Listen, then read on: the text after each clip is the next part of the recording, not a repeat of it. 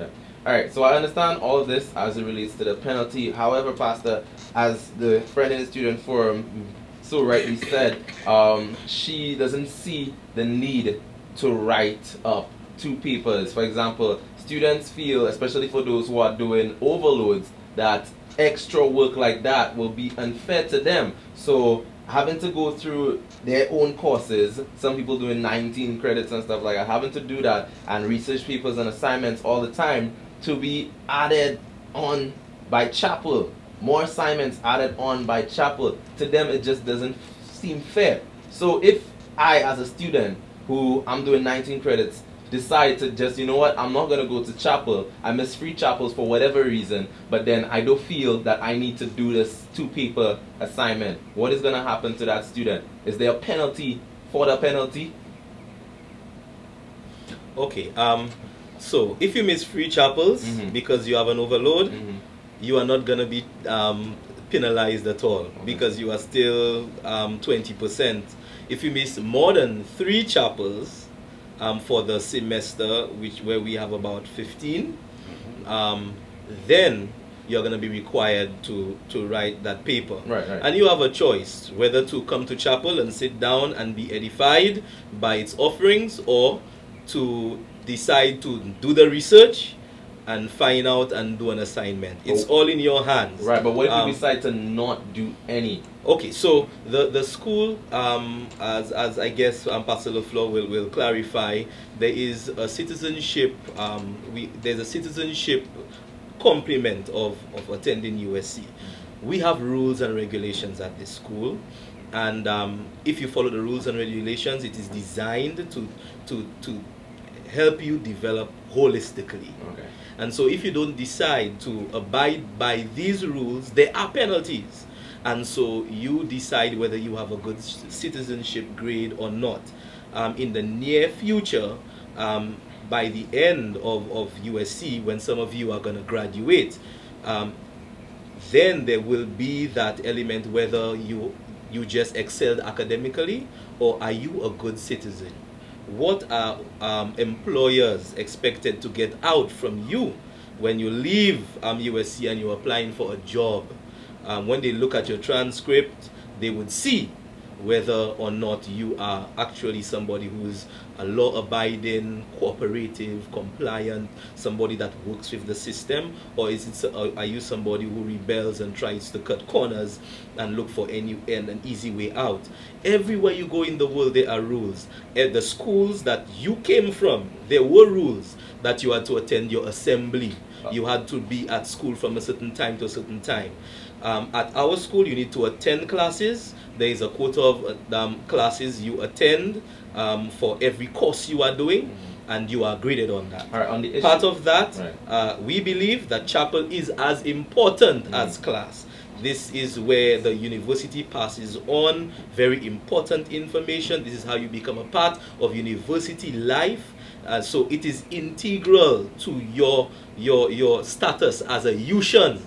And so if you do not comply with that, yes, there is a penalty where you would have to write up an assignment and tender it in so that we know you got the information that was presented at chapel. And if you do not do that, then we can see that, listen, you didn't just not attend chapel, you're actually rebelling against what this school stands for, and you would be penalized. It would be recorded against you in terms of your transcript or whatnot. Now, and so now some students are making the point that I heard you made the point a while ago that much like our previous schools, secondary schools, even primary schools, when we had assembly, we would have to attend and classes and so on.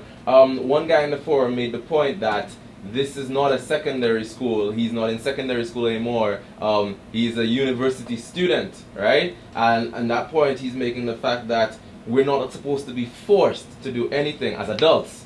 We're not supposed to be forced. They feel that they're being forced. So as much as they understand the fact that, all right, the penalty is there, right, and this is the penalty for whatnot, they still feel that it's unfair to be forced to do something in general that they just don't feel the need to do. And as it relates to the penalty for chapel that you just mentioned, as it relates to you are blatantly disrupting the school rules and stuff like that, some of the students believe that these rules that were brought about, they had no say as it relates to that. Something as crucial as a penalty for chapel, right? I could understand that the administration would come together and they would discuss it, but then in an event such as this, where the students are now in dispute and they are blatantly disagreeing with this, is there any forum by which, outside of the student forum of course, is there any forum by which the students and the faculty can come together and, you know what, discuss how they really feel about it? Because it's in the forum, but you guys are not always there to see it. I think the administration has, first of all, a very open door policy, and I think students' views, especially coming to our desks, are always welcome. And I always encourage students to share a perspective that might, from your view, might be a feasible option. And the second thing is that this all has to do with the rules of engagement. By the time a student is recruited for USC, in the very short future, the student will know that this is what you have to do. And at the time of recruitment, you make your choice.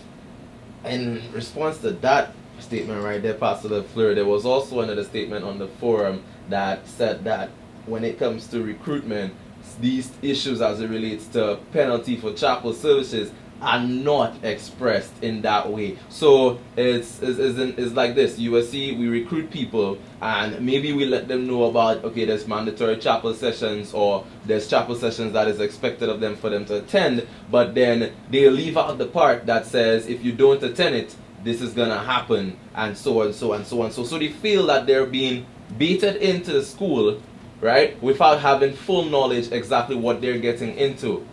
What do you have to say on that? Well, and that's why I went back to the terms, the thing of saying in the very short future, the terms of engagement of any student coming to the university campus.